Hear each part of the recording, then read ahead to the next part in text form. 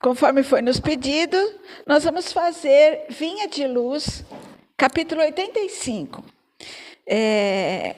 Conforme todo mundo sabe, quando o palestrante é da casa, a gente trabalha este livro aqui, ó, Vinha de Luz.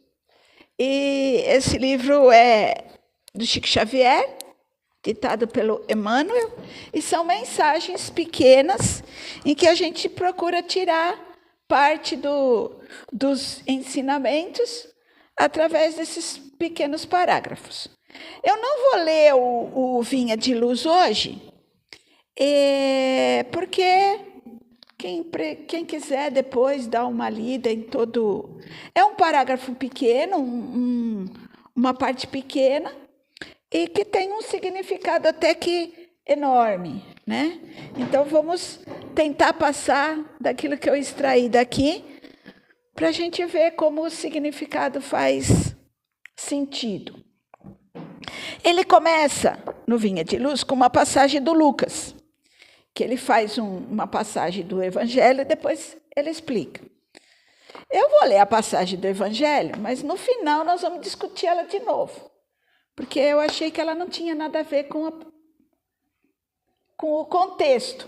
Então, aí a gente foi atrás, pesquisou, para que o contexto fizesse sentido. Então, nesse versículo do Lucas, ele fala, nesse versículo, Zacarias, pai de João Batista, profetiza sobre o papel do seu filho na preparação para a vinda do Messias.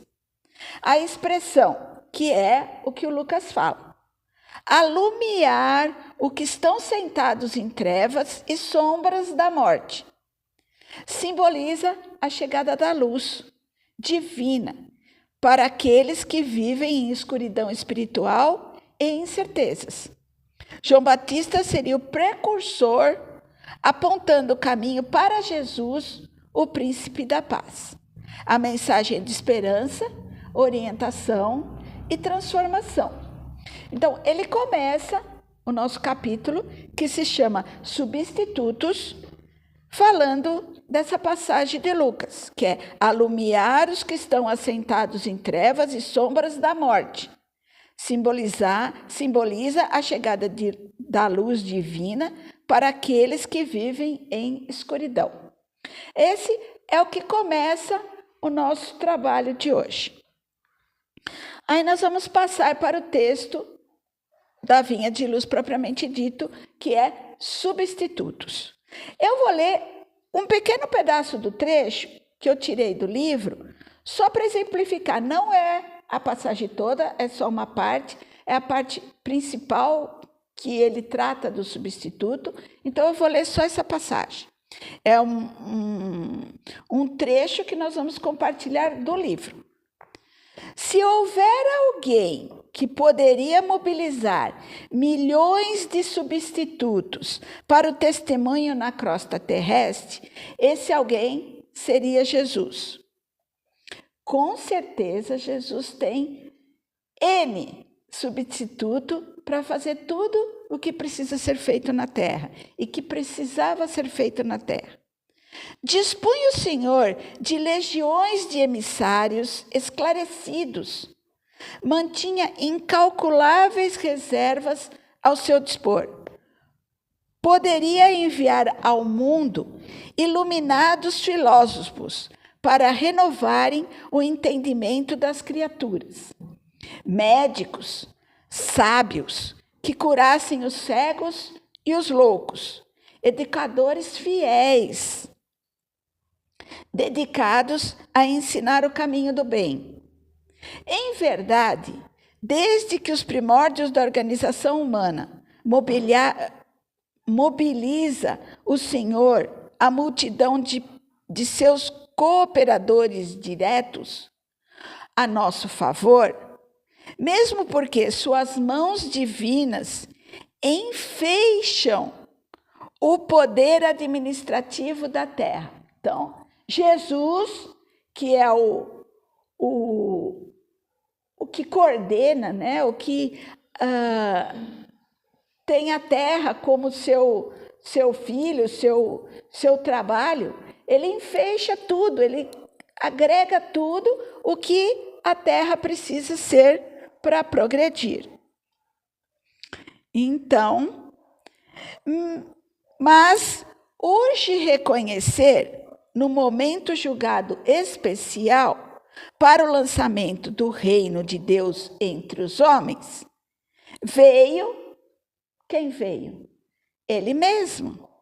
A nossa esfera de sombras e conflitos. Não enviou substitutos ou representantes. Assumiu a responsabilidade de seus ensinamentos e sozinho suportou a incompreensão e a cruz. Então, o que ele traz nesse parágrafo aqui, ou nesse texto? Ele traz que você pode ter muita gente boa, muita gente capacitada, muita gente especial para vir para cá e fazer um trabalho, né? Mas na hora H, na hora do vamos ver, quem veio? Veio ele próprio. Ele próprio veio trazer o testemunho dos seus ensinamentos, da sua vida, de tudo aquilo que ele pregou e que ele ensinou para as pessoas. Ele veio aqui mostrar como é, como é que faz, sem substitutos, sem medos, sem vontades de, não, você vem aqui, faz isso para mim. Não, ele foi, ele curou, ele foi crucificado, ele fez tudo aquilo que estava na sua responsabilidade. Isso traz o que para nós? A atitude de Jesus em não enviar substitutos representantes significa o que para a gente? O que vocês acham que pode significar a vinda da pessoa que nos ensina, que nos traz conhecimento, que nos, nos capacita para fazer aquilo?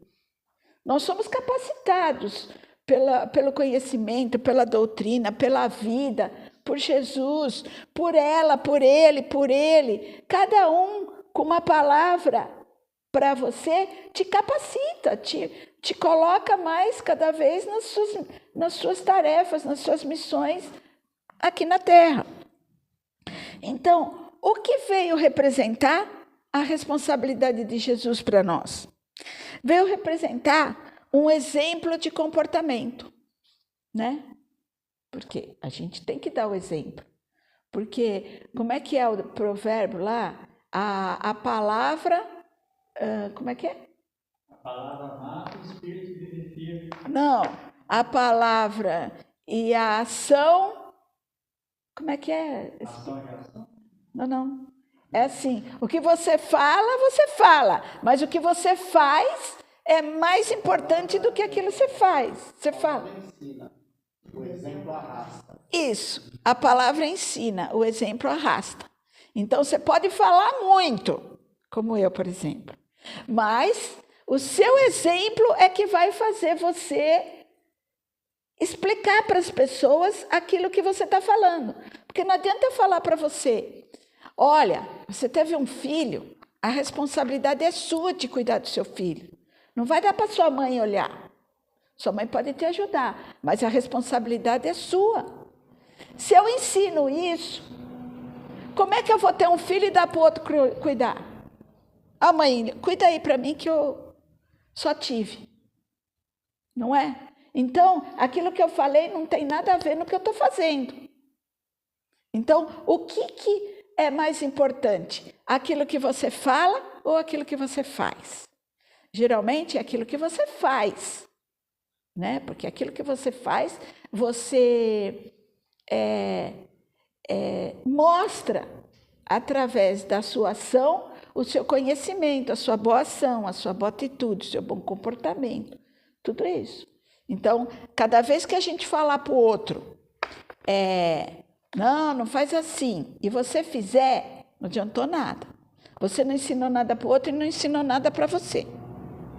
Né? Então, nós vamos pelo exemplo. O exemplo sempre é muito melhor do que a palavra. Então, ele está falando aqui, exemplo de comportamento. Ao assumir pessoalmente a responsabilidade dos seus ensinamentos e enfrentar os desafios da sua vida terrena, Jesus demonstrou em comprometimento profundo a sua missão. Ele não delegou a tarefa a outros, mas preferiu estar presente e ativo na transformação espiritual da humanidade. Olha que lindo, né? Você tem a oportunidade de participar do crescimento do outro. A gente fala aqui na doutrina espírita, quando a gente chega, né? A gente fala assim, ai, nossa, eu ainda sou um grão de areia, eu ainda sou isso aqui. Mas, gente, se você parar e prestar atenção nas pessoas, quantas pessoas evoluíram depois que começaram a participar da doutrina, estudar a doutrina e vivificar a doutrina, as pessoas cresceram muito, as pessoas se transformaram, as pessoas se querem bem, em primeiro lugar, as pessoas que se querem bem a tudo aquilo que chega para ela, dos problemas, das alegrias, das felicidades. Então, há sim uma transformação. Você pode não achar que você se transformou, mas você se transformou com o reconhecimento da doutrina espírita e da vivência que você tem sobre ela. Outra coisa, identificação com a humanidade. A decisão de não enviar emissários iluminados ressalta a empatia e a identificação de Jesus com a conduta humana. Ele experimentou as mesmas alegrias, dores e dificuldades que todos nós enfrentamos e que torna um exemplo inspirador de compaixão e amor. Então, ele viveu aqui na Terra as nossas dores, as nossas mágoas, as nossas confusões, os nossos erros, os nossos acertos, a nossa ignorância. Porque muitas vezes, outro dia eu estava falando que tem um parente da minha nora, que ele é novo, tem 22 anos, mas o cara está sempre doente, está sempre bate carro, tipo assim, ele é azarado. Aí não, ele não é que ele seja azarado, não. Ele faz má escolha, ele escolhe errado, ele escolhe viver de uma forma na qual a vida está mostrando para ele que não, está errado. Quantas vezes você vai bater na parede até você mudar as suas escolhas? Porque nós somos feitos de escolha, todo dia a gente escolhe. Entrar, sair, pôr roupa, tirar roupa. Então, a gente está sempre escolhendo. E o nosso conhecimento e a nossa vivência é para a gente escolher cada vez melhor. A valorização da experiência direta. Jesus valorizou a experiência direta e pessoal. Ele não apenas pregou, mas também viveu seus ensinamentos. Enfrentou as tentações, as incompreensões, os desafios com coragem e humildade. Outra coisa que ele veio trazer para nós, a liberdade de escolha. Você escolhe bater na parede ou não, né? Você escolhe a fazer uma tarefa ou não. Porque muitas vezes, a maioria das vezes, a gente é convidado para muitas tarefas. A gente é convidado para tarefa no centro, a gente é convidado para tarefa em casa, a gente é convidado para muitas tarefas. Você escolhe fazer a tarefa ou não. Então, muitas vezes, hoje eu não posso fazer essa tarefa porque eu estou muito cheia de serviço. Ou às vezes, não.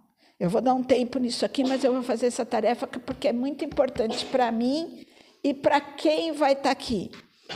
Então, é uma escolha da gente fazer a tarefa. E a gente é livre para escolher. A gente só não é livre para coletar as ações da nossa escolha. Você escolheu, a ação você deu. Agora a reação vem, dependendo da sua escolha, né? Não Ao não importar substitutos, Jesus respeitou a liberdade de escolha de cada indivíduo. Ele ofereceu seus ensinamentos, mas permitiu que as pessoas decidissem livremente segui-lo ou não. Essa abordagem respeitosa é um exemplo valioso para todos nós. Ele nunca impôs para todo mundo: siga-me, vou pregar ali, vamos. Não, ele ia pregar. Quem queria ia com ele. Quem queria escutar ia com ele. Quem queria aprender ia com ele. Ele nunca falou: venha, você precisa. Não, quem sabe quem precisa sou eu. Eu sei o que eu preciso para mim. Agora, quanto mais eu tenho conhecimento, quanto mais eu estudo, quanto mais eu me aprimoro, mais eu entendo do que eu preciso. E muitas vezes a gente não sabe o que a gente precisa. A gente imagina, né?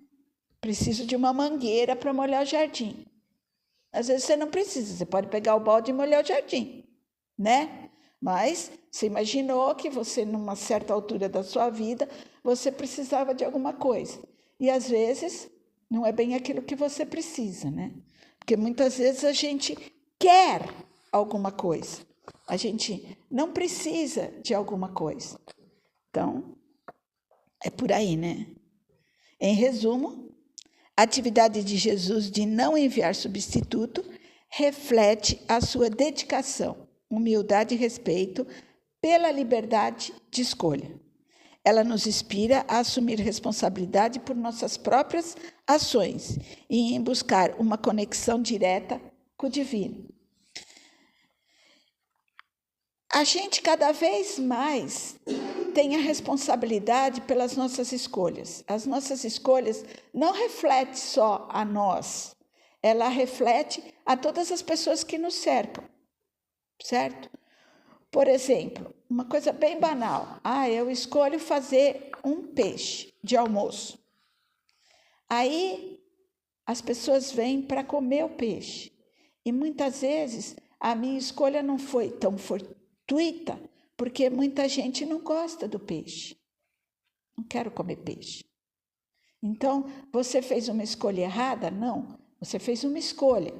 Agora, as pessoas quererem ou não participar da sua escolha é diferente, né? Então, muitas vezes a gente escolhe bem para a gente, mas você pode escolher melhor se você pensar na comunidade, né?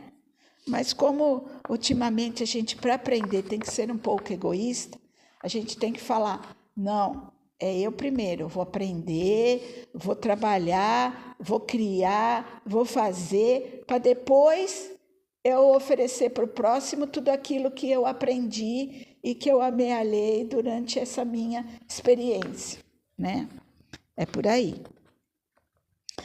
Então, como é que a gente pode, hoje, aplicar o que Jesus veio nos dizer nessa parábola?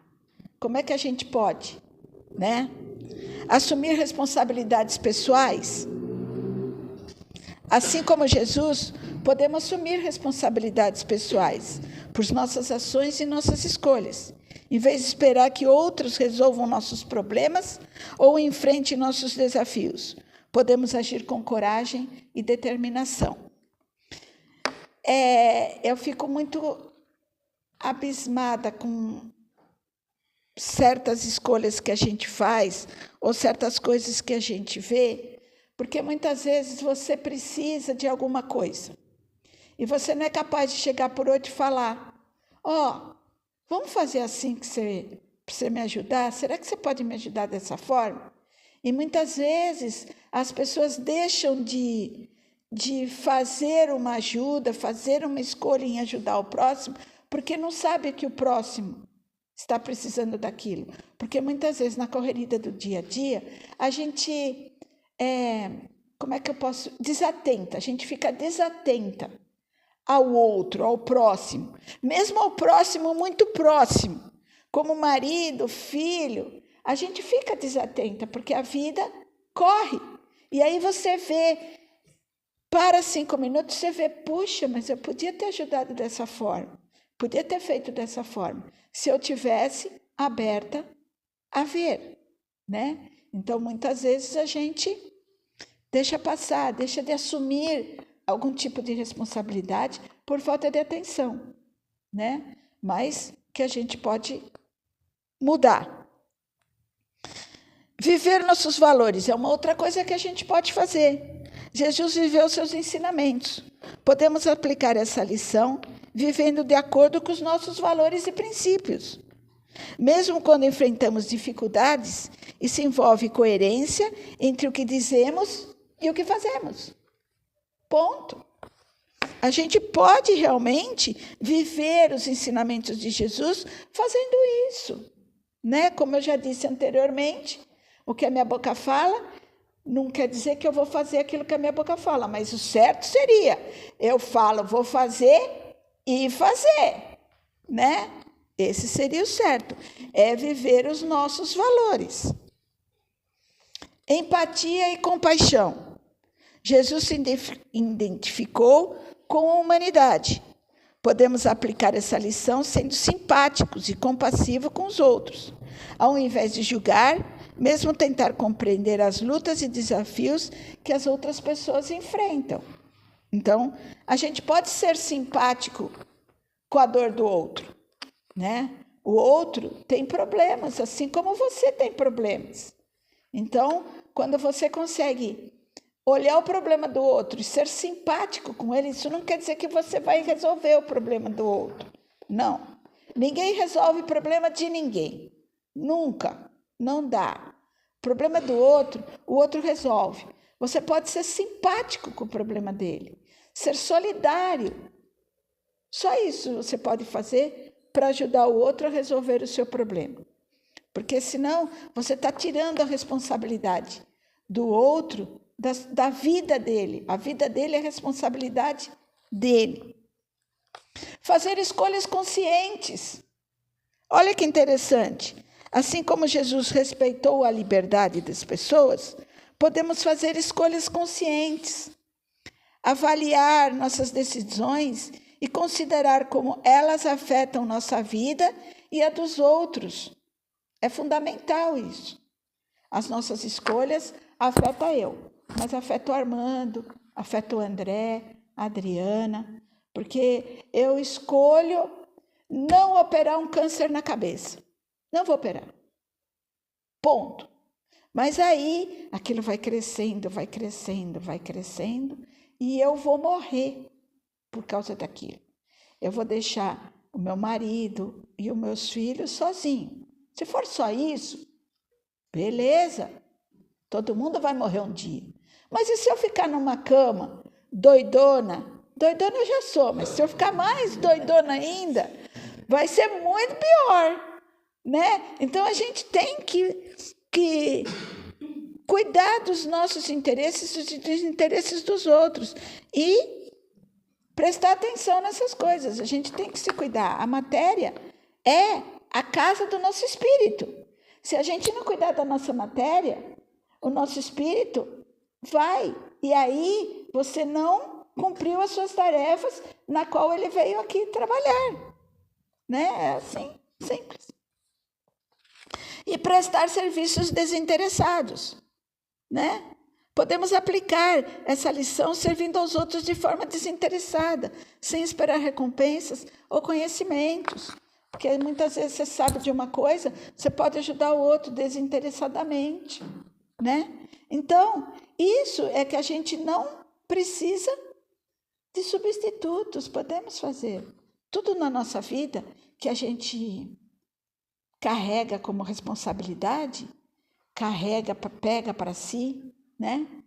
Então, muitas vezes as pessoas falam, podia fazer isso.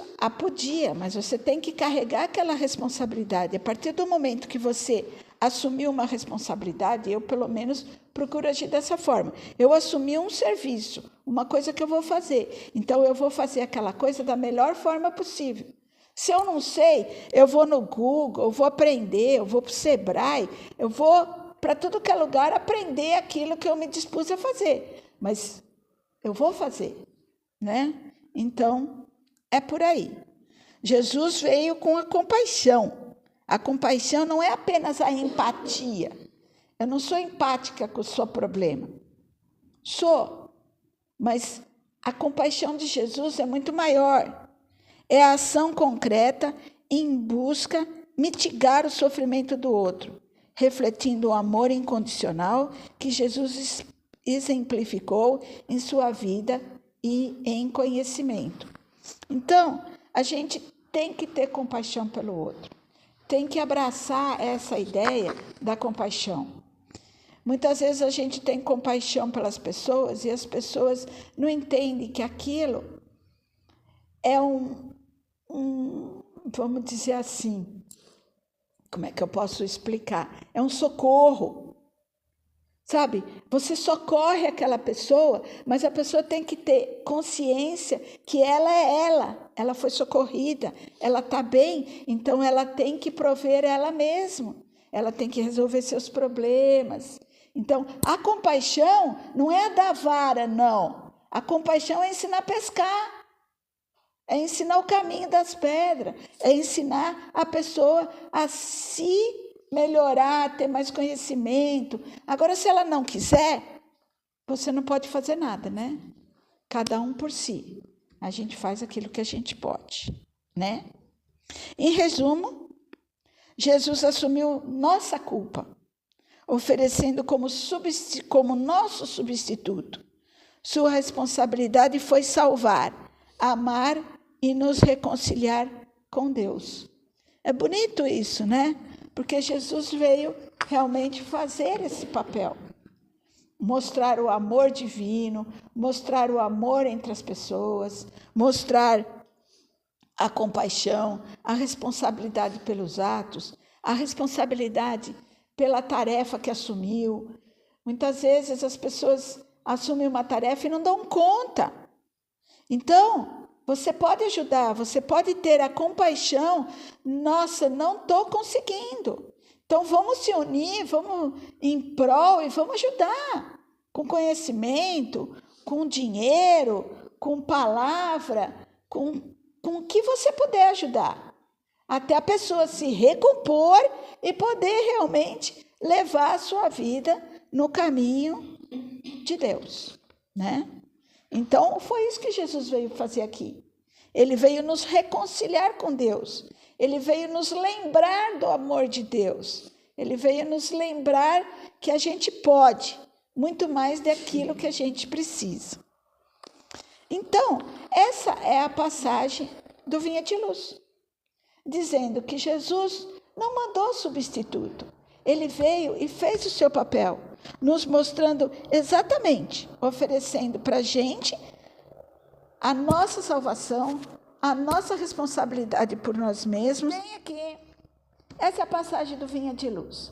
Agora, eu fiz um embate aqui do que Lucas falou, porque eu falei, não tem nada a ver, né? Substituto com... Como é que ele fala aqui? Sentado para iluminar os seus, sentados na treva e na sombra da morte, né? Então, Jesus realmente veio nos tirar das trevas, mostrar o amor de Jesus, nos tirar da sombra da morte, né? Morrer todo mundo vai, mas a gente vai ter que viver primeiro, para depois morrer. Tem muita gente, como por exemplo a minha mãe. A minha mãe fala, eu vou morrer amanhã, eu vou morrer amanhã. Mãe, cada vez que você fala que vai morrer amanhã, você dura mais um ano. Então, pode parar. A hora da morte é a hora da morte, vai chegar para todo mundo, mas é a hora que chega, não é a hora que você quiser, não. Tem que esperar lá, chamar sua senha. Falei, qual que é a sua senha? Só nem sabe a sua senha, né? Não vai chegar. Então, o que ele fala nesse versículo? Para iluminar os que estão sentados nas trevas e na sombra da morte, a fim de guiar os nossos pés pelo caminho da paz. Olha que lindo. Não faz diretamente alusão ao capítulo. Eu mesma achei que não fazia. Mas, no Vinha de Luz, no entanto, podemos encontrar uma conexão entre a parte espiritual e o conceito daquela passagem. Trevas e sombra da morte. Olha só que bonito. Lucas, no versículo do Lucas fala sobre iluminar aqueles que estão nas trevas e na sombra da morte. Isso simboliza a escuridão espiritual e a incerteza que muitas vezes enfrentamos. Muitas vezes enfrentamos as trevas espirituais. Muitas vezes a gente desacredita. Ó Senhor, eu preciso passar por mais isso? A gente perde a fé, perde a vontade, perde o caminho. Então, o que vem trazer o Vinha de Luz nesse sentido? Emmanuel discute a responsabilidade do administrador em movimentar pessoas e distribuir serviços. Ele também menciona a necessidade de iluminar aqueles que estão nas trevas. Olha só a responsabilidade de pessoas em ponto-chave, em ponto de decisão, em ponto de fazer alguma coisa, de um administrador. Ele tem que orientar as pessoas para que isso aconteça, para que as pessoas possam sair da escuridão espiritual, possam sair das trevas e possam andar pelos seus caminhos, né? Tudo bem, tem pessoas que não querem, mas aí não faz parte. Tem pessoas que são muito interessadas e vêm e perguntam, gente, como é que eu posso sair dessa incerteza? Tenha fé em si mesmo, tenha fé naquilo que você conhece, naquilo que você confia e trabalha, porque sem trabalho não vai em lugar nenhum. Então, é essa a comparação. O que Jesus veio fazer sem mandar o substituto? Ele veio fazer isso, mostrar o amor de Deus, mostrar a espiritualidade, mostrar a luz divina, para que a gente possa se iluminar e sair das trevas. Ponto. Caminho da paz. Lucas menciona o caminho da paz, que é o caminho que Jesus nos ensina a seguir. No contexto do Vinha de Luz Substitutos, pode nos lembrar que, assim como Jesus nos enviou substitutos, temos a responsabilidade pessoal de seguir o caminho da paz, compartilhando a luz, o amor com os outros. Então, ele veio na hora H, na hora que a gente precisava dele, mostrar o caminho de Deus. Mas ele tem muitos substitutos aqui, nos mostrando o caminho da paz, o caminho que devemos seguir. Nosso anjo da guarda, espírito protetor, protetor dessa casa, protetor da nossa casa. Tem muitos substitutos de Jesus em nossa orbe, em nossa volta, nos mostrando o caminho da paz. A gente tem que seguir, só, mais nada, né? Então, o cuidado com o próximo, essa aqui foi a comparação que ele fez com os 2 parágrafos. É a nossa responsabilidade, temos que assumir o caminho. No contexto espiritual, a expressão, já vi que esse caminho busca a paz interior, a conexão com o divino, a construção em relacionamentos saudáveis com os outros. A trilhar o caminho da paz, buscamos viver em acordo com os nossos valores espirituais, promovendo a paz em nossa própria vida e na sociedade. Deve ser inspirador, né? Promover a paz. A gente promove a paz todo dia, a cada vez que você fala para um amigo, calma, vai melhorar. Você está promovendo a paz. Você vai ficar bom. Toma esse remédio, passa isso aqui na sua perna, que você vai ficar bom. A pessoa já se sente cuidada, sim, amparada, cuidada mesmo. Então, isso promove cada vez mais a paz interior, porque a paz interior é que faz a gente ter fé, ter compaixão, ter humildade, ter discernimento entre o certo e o errado. Muitas vezes o que é certo para mim é errado para ela, mas tem um consenso, né? Tem a parte Como é que o Arnaldo fala? Esqueci. A moral. Tenha moral. A moral é a parte certa. A gente tem que ter a nossa moral. Então, com certeza, perante o Supremo Senhor, todos temos deveres e responsabilidades intransferíveis. Esses deveres podem variar de acordo com a nossa circunstância, em alguns exemplos comuns. Cuidado com o próximo, autodesenvolvimento, respeito à vida, integridade e honestidade e contribuição para a sociedade. Então, cada vez que a gente promove mais coisas, melhor é o nosso caminho da paz.